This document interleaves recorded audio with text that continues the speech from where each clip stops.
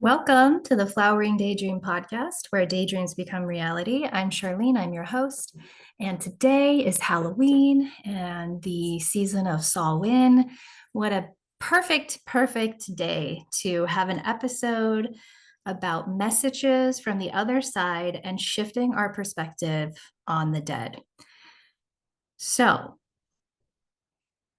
often we approach the spirit world with fear, with hesitation.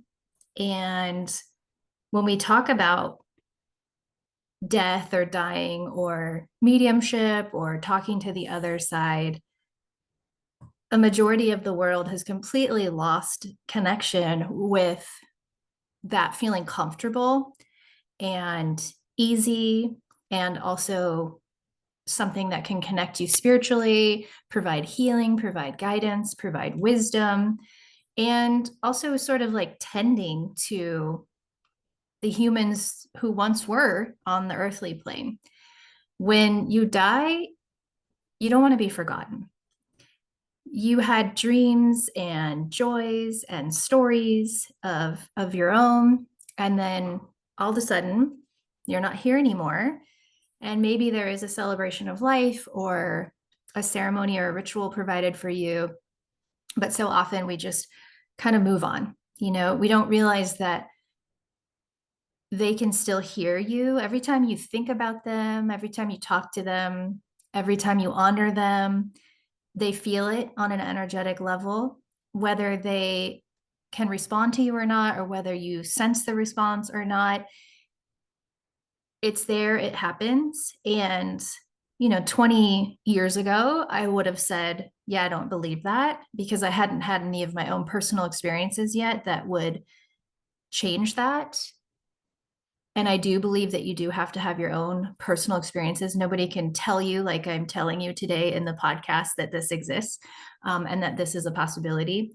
It's something that you really have to experience on your own. So in today's episode, I want to create a safe container for you to learn, if you don't already know how, to connect with your loved ones on the other side, and also switch the energy, really change the energy around this from being something that you're scared of as it's perceived in all the Hollywood movies, to something you're curious about with, intentionality, of course.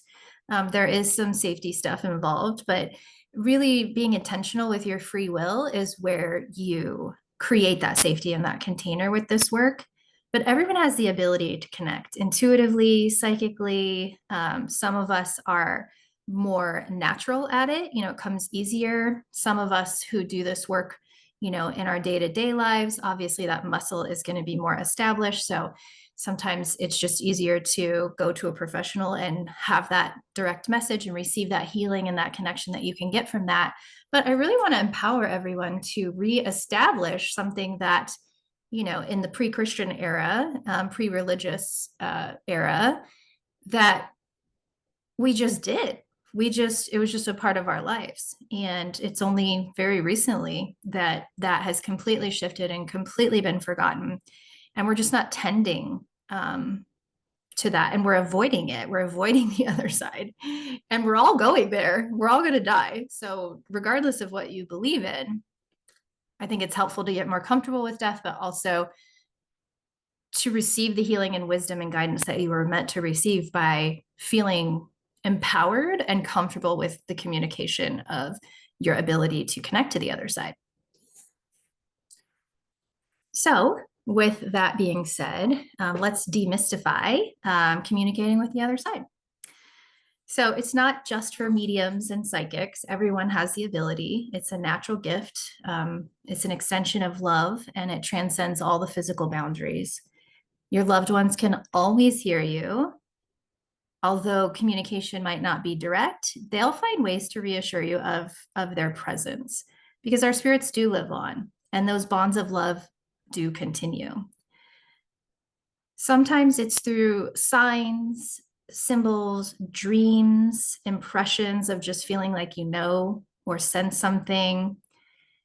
Depending on how developed, your intuition is, will depend on how you receive that information. You've heard people say, I smell my grandfather's cologne sometimes. That can be one sign.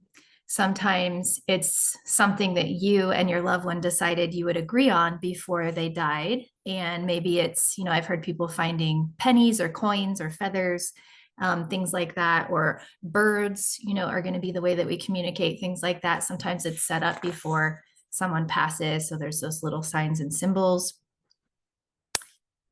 There's lots of ways that might happen. And sometimes it might be very, very direct. There's a difference between dying and staying on the earth plane, which would be considered a ghost, right? Or going wherever it is that we go. There's a sense of completion, of light and healing, of connection and love that you can sense into, versus somebody who might be maybe stuck here, but also just maybe traumatized or lost or confused, or maybe they're just not done with, maybe they need to make some amends or clear the air in some way. This is why living every day as though it's your last, and not in a morbid way, but just, living every day as though you make amends, you say what you want to say, you say you're sorry, you speak authentically and say the truth, and don't have any regrets. When we do that, that helps that process of you becoming a good, true, and well ancestor. That helps that process. And not to be scared. I mean, you're not going to get stuck here unless you want to get stuck here. I mean, it's more about, you do have free will. There is free will after you die. There's free will while you're alive. And so just thinking about that a little bit, so that there's ease, when you do transition, because we maybe don't really know when that's going to happen, but at least we are living every day in a way that feels good and true to you. So how do you do this? How do you communicate with your loved ones? I think it's really important to be very intentional with this. I think that there are lots of energies, seen and unseen, that exist in and around us. And you can label them good or bad, but that's not really how I see it. I see it more as a range of energy. And when you're being very intentional and you're working with your free will, you are directing your energetic atmosphere and your space. You're in control of your space. This really also has a lot to do with energy hygiene and how well you know your own energy. And this is why I think this isn't talked about very often, because, if you don't know all of those things, or you're not somewhat aware of those things, then this can have a gray area. So you want to be aware of your energy, and you want to be really, very intentional about what you're doing. I like to, set a space by saying a prayer or a blessing or something of that nature, and really saying, like, this is who I'm talking to, the good, true, and beautiful part of so-and-so. And that's it. I'm not talking to anything else, and having that direct intention and having a little ritual or a process around it is really helpful.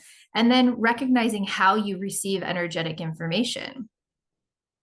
Do you receive it through, your inner sight, your inner knowing, your inner hearing, your inner feeling, through that energetic smell, that, like we were talking about with the cologne? How do you receive information? So learning more about yourself, this is such a healing thing in general, because it causes you to explore more about yourself and to learn more about yourself in this intuitive way. And just not really doubting whatever you do receive, when you're doing this. There's other times where I don't set a container and do anything. I'm just thinking of my loved one, or I'm sending a prayer or a blessing to them, or I'm asking for wisdom or healing. So it doesn't always have to be a big ritual or anything like that. But you're shifting the energy when you're being very intentional, sometimes through meditation or through breath work, you can put yourself in more of a state of relaxed, so that you're out of this like brainwave state where you are mentally very active and you're shifting into that state that you are in before you almost fall asleep. Sometimes it's easier to do it, by doing some preparation work like that. For me, it happens without doing any of those things. And so sometimes that can be a little bit shocking, but I've gotten used to it. In the beginning, I had to get support for that and just really learn about why that was directly happening. And once I learned to control my energy a little bit more, I was able to dial it back and have more control over it.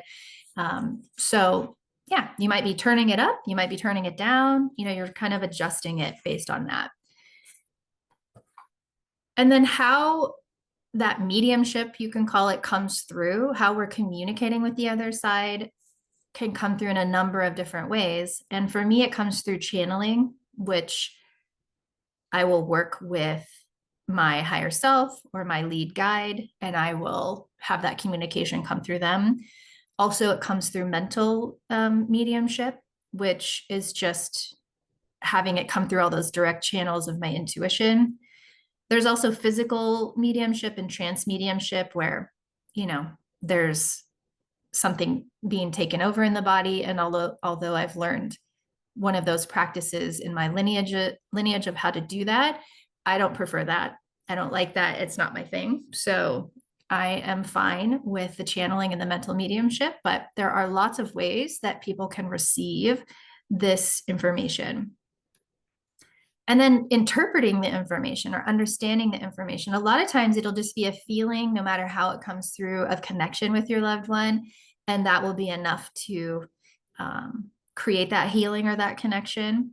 Sometimes you'll need to develop your interpretation skills, your spiritual interpretation skills.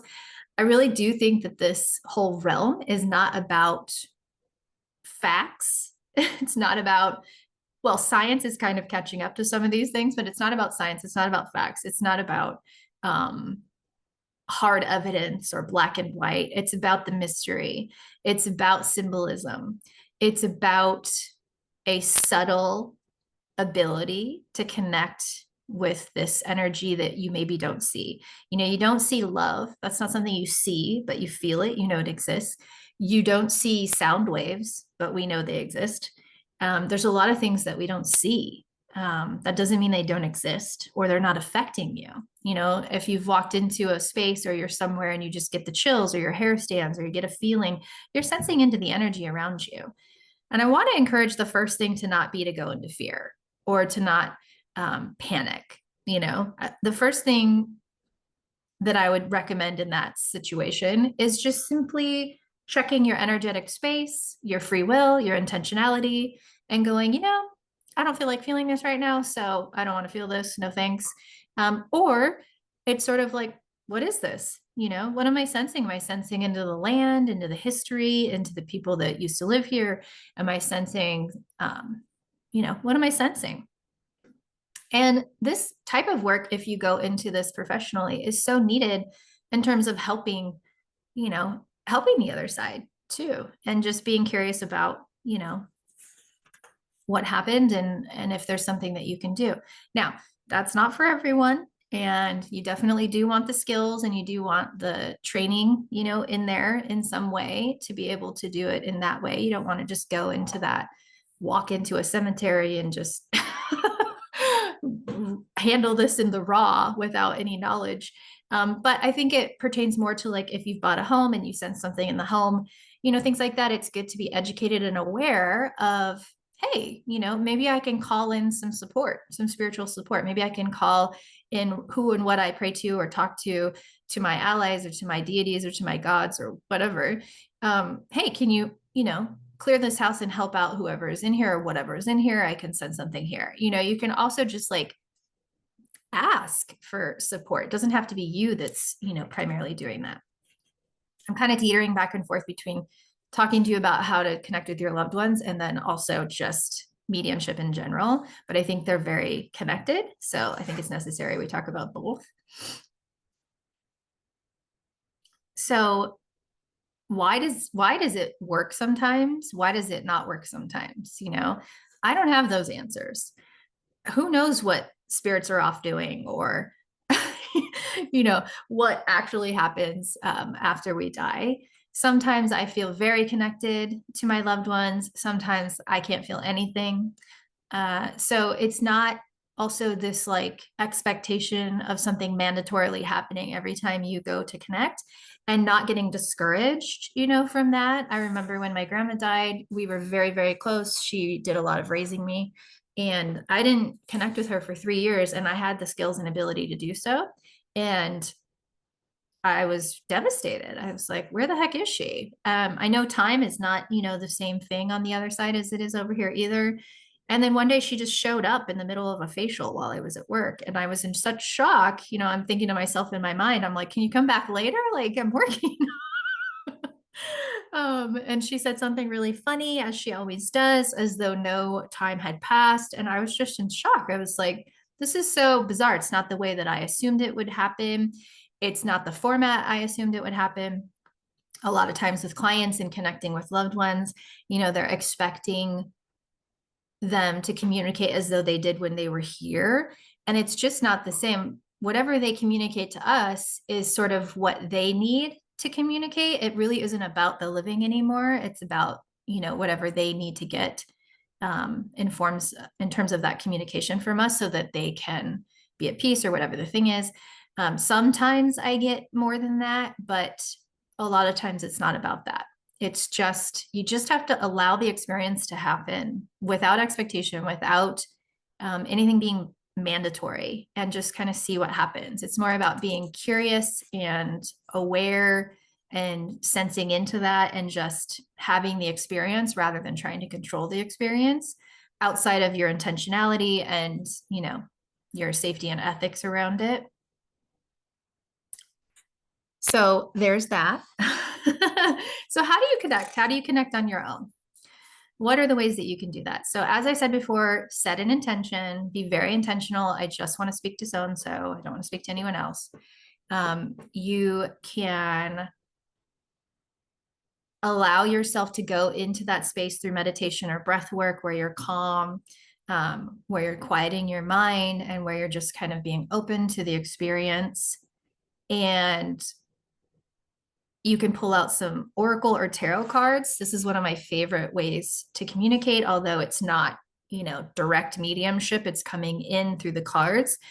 The person will select, whatever the card is in the deck that is the closest to what they're trying to say. And so sometimes when that radio channel, or whatever you want to call it, isn't completely flowing, the cards can be really helpful to just ask a question or say something, or just even say, hey, what kind of guidance or wisdom do you have for me? Or what do you want to communicate to me? And you just pull a card or two or three, and you'll feel that sensation. It's an incredible feeling of being able to connect with them through the cards. So if you have your own oracle deck or your own tarot deck, you can do that. Again, being very intentional that you are just speaking to that one person. You can also set up like a request in your dream state when you go to sleep at night. Hey, I would love a visitation from my loved one in a good, true, and beautiful way. And any wisdom or healing or connection, I would love to experience that. I did that as well with my grandmother when she passed, and I didn't get that for a very long time. And it didn't always come on the night that I asked, so it's sort of like you need to let go of your attachment to time around this and just sort of be in the flow. So you can do it through the dream work. You can do it through the oracle cards. You can also just sort of pay attention to the signs and symbols around you. I mean, for me, I can look at everything throughout my day and connect it to a message, a sign or a symbol. Although there's some days where I'm like, not everything has a meaning, so I don't have to be super connected to that. Again, you're in the flow. You're sort of just going in and out of that flow state instead of an expectation state or something that you think is mandatory. And sometimes you'll just suddenly know or have a strong feeling or a strong sense. That's another way that we might communicate with them. So just make sure that you have good boundaries with this, whether it's through prayers or just setting intentions. Just have really good boundaries with this. And when you're finished with your communication or your experience, you want to sort of seal that energy off. It's kind of like this time of year is like a portal of the worlds colliding or thinning, or the veil is thinning, or whatever people say. It's like that. You're opening this energetic space, and you want to close the energetic space when you're finished as well. So it might be gratitude, it might be a blessing that you send, it might be just, you're you, I'm me, we're done. Like, thank you for this experience, whatever it was. So just making sure that you kind of open and then close that space, so you're not just sort of walking around with that space constantly open. Okay, so those are some ways that we can communicate. You can also work with a pendulum, although a pendulum only delivers yes, no answers. So it's a little bit less communicative than, say, an oracle card or a dream state visitation, things like that. The other way that I love doing this is with an altar, so everybody's different in terms of their practices and how they do things, but I like to set up my ancestral altar around this time every year. I do specific rituals, and I have it up for about a month, the whole month of November. And I do offerings, and I light candles, and I go over and say prayers, and I make it a month of specific guidance, healing, and connection via the altar. Now, some people keep an ancestor altar up year round, especially if they've recently lost a loved one, and that's okay too. But the altar is essentially another energetic space where it heightens your connection to that healing, to that guidance, to that wisdom. And again, I'm being very intentional about the altar. I'm not putting pictures or symbols of anyone who's alive still on the altar, because this is about honoring the dead. I am not putting anyone on the altar that I think is still unwell or might possibly be a ghost. You're thinking about those boundaries and those intentions with that space, because it's opening an energetic space for you to connect and heal and receive wisdom. Now, let's say you don't want to talk to any of your ancestors, and that's not, they're terrible or whatever. I have some of that too. Well, then you go way back and you go, okay, I know I've got 50,000 ancestors in there. I may not know who they are specifically, but I know I have some healthy and well ones. So those are the ones that I'm honoring. Those are the ones that I'm asking to come forward and help heal the other ancestors. Those are the ones that I'm asking to come forward and provide guidance and wisdom to me. So it's very customized and personalized to the individual, but the altar is another place where you might have a heightened sense of communication with your loved one. So that's why I love doing that, but also for other reasons. So those are some ways that we can connect with our loved ones on the other side. So let's do a card reading, a collective card reading from the ancestors. This is a collective reading, means for everyone. We're talking to healthy and well ancestors only. And I'm using this Halloween deck, the Enchanted Bruja Oracle, which I am obsessed with for this time of year. And this is just messages for everyone that you can take or leave. It's up to you.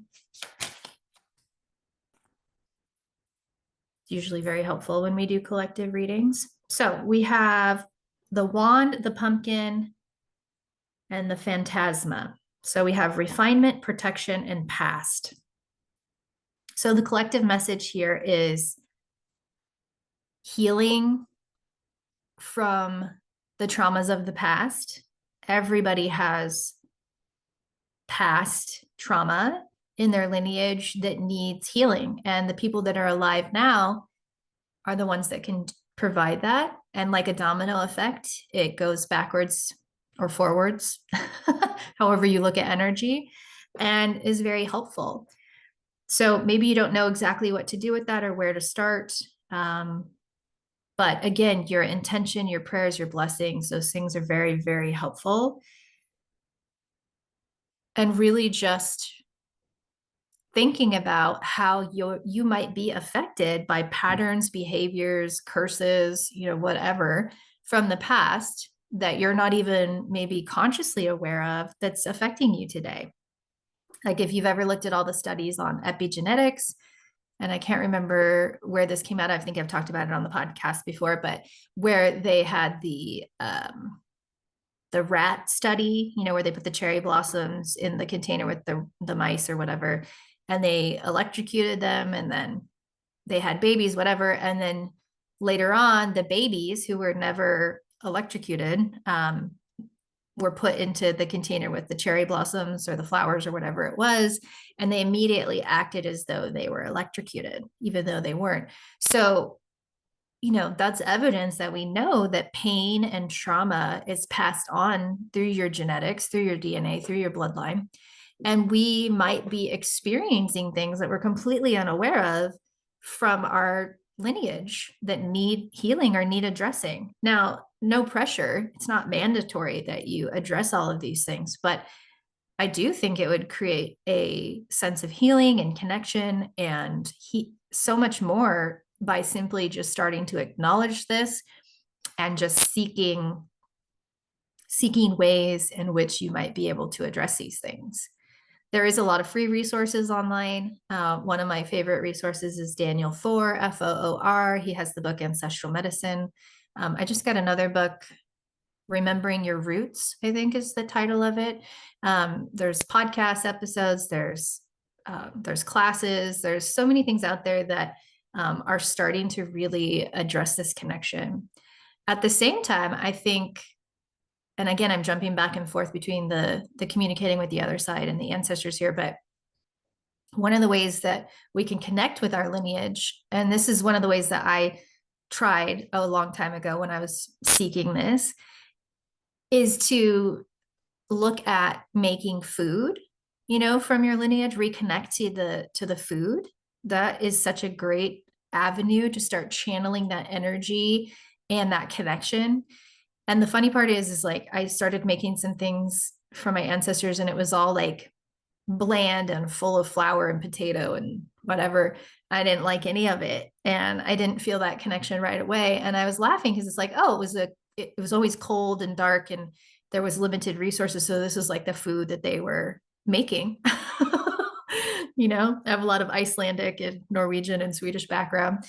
Anyway, I was like, I don't like any of this, but it got me into that state, into that energetic state of thinking about how my past might be affecting me and how the past is unconsciously connecting to me. So there's lots of ways that we can do that refinement.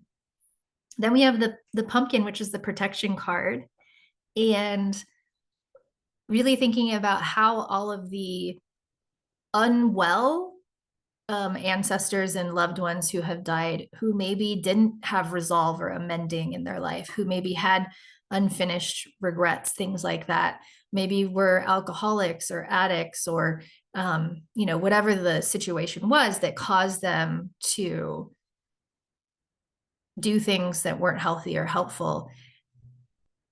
We do want to intentionally protect from that. And it's not a fearful thing. It's just I'm going to pray or I'm going to provide blessings or I'm going to ask the healthy ancestors to help you. It's more about just being aware that you're asking them to step back, and you're asking your healthy and well ancestors to step forward. So it's creating that space for healing. And that can go so much more deeper than that. But that's kind of, the beginning. So there's that. Then we also have Phantasma, which is the past. So this is a message of healing the past. And sorry, that's my dog barking. I think my son's coming home from school. I am recording this with no editing, just on Zoom, no intro music, no nothing. When I started this podcast, I was trying to figure out Audacity and like how to be a podcast editor. And, I was trying to do it in the professional way. And I've just gotten to the point now where it's like, that not all of that's needed. I just want to give you the direct information. You guys seem to like it. It's being received. And it takes a lot of effort and a lot of work and time and energy and money to be able to do it, on that level. And I'm just not there right now. So this is how we're doing it. So you're probably going to hear the dog bark again here in just a second. Another way, so that's our collective reading, refinement, protection, and the past. So it's really about that healing, being very intentional about who and what you're connecting to, and then healing the past, really thinking about how you can be a good ancestor, how you can die in a good way, and how that transition can be, smooth and with grace, and also how you can receive this healing and this wisdom and connection from your healthy and well loved ones on the other side. Another way, I don't want to forget about mentioning this, is through automatic writing that you can connect with your loved ones. So you can write a message with your dominant hand and then ask them to respond with your non-dominant hand. Now, this isn't for everyone. It's not going to flow super easy for some, and for others, you'll get, immediate flow. It takes you out of that like mental state and puts you in that flow state. So that's another way that we can communicate with our loved ones. I want to talk a little bit about a personal story. I have several, but I think that from those personal stories that we share, we can learn a lot, and we can maybe connect through our stories. And those experiences are what has constantly reassured to me, constantly brought that reassurance forward that our loved ones are not gone. They're not gone. And that's really helpful when you're in that place where you think they are, where you're so lost in them being gone. And yeah, they might be gone physically, but they're not gone spiritually or energetically. So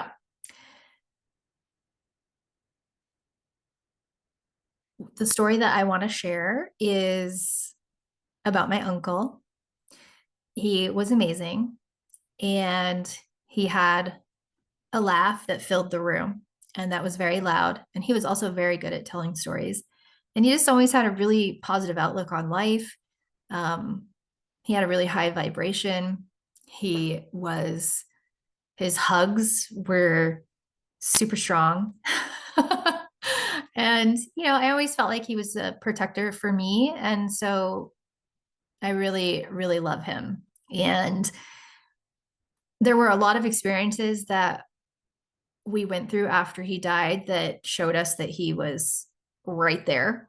I'm not going to share the super personal ones, but this one was pretty obvious. We were over at my aunt's house. We were playing some games and talking about my uncle. And she had her phone sitting on the ledge outside where we were sitting. And as we were talking about him, her phone immediately started playing the video from his memorial. We went to Mexico and we put his ashes in the ocean, which is what he wanted. And that video of his memorial started playing. And it was like instantly, I could feel, I'm like, oh my gosh. Hi, Uncle Sam. It was like, we're all playing games and he was there, and he wanted us to know that he was there. And that was one of the ways that happened. And I remember us all just feeling that connection and that joy from that. So not always are you going to have an obvious thing like that, though. Like I said, it was 3 years before I had communication with my grandmother. But sometimes you get that direct communication.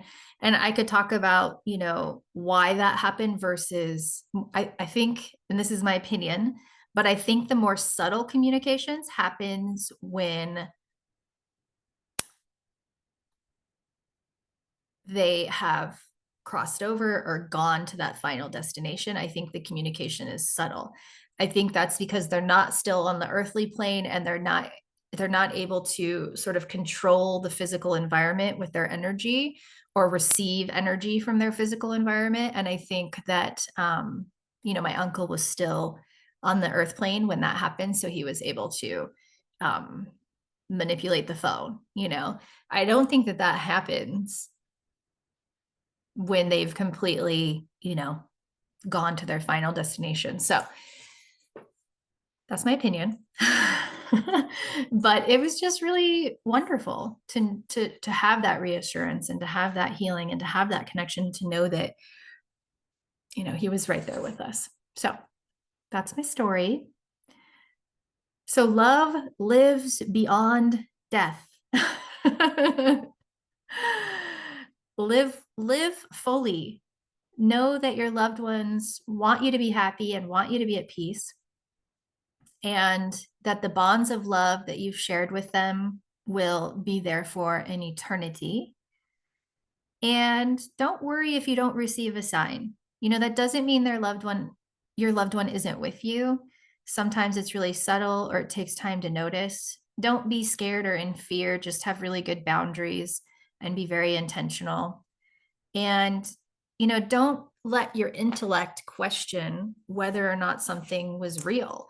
Often when I've had these experiences that were kind of extreme, later on, as the experience fades, the mental intellect will try to talk you out of it, try to make sense of it, because that's what we do as humans. But when you don't have a brain and you're just consciousness, you're not going to do that, right? You're not going to do that in your spiritual form. So don't try to talk yourself out of it. Don't look for validation from others. Sometimes sharing the experience isn't the best option, especially with who you choose to share it with. Sometimes that needs to just be held close to your heart, somewhere where you can treasure it. So yeah, think about that as you move through this. And, everybody's journey is a personal journey.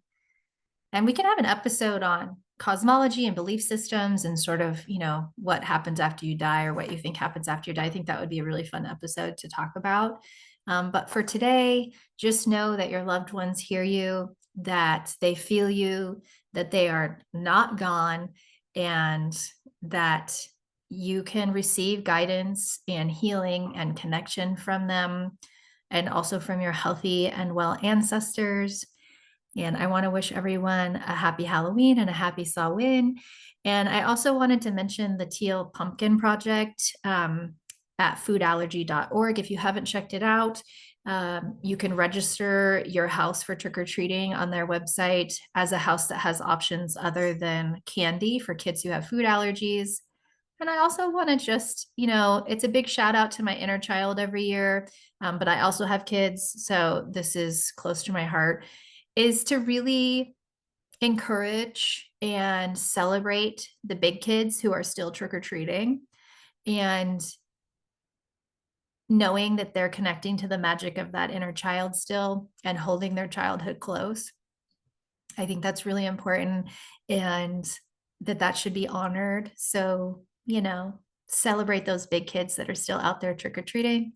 This is the Flowering Daydream Podcast. I'm Charlene. I'm your host, where daydreams become reality. Thank you so much for listening. Happy Halloween.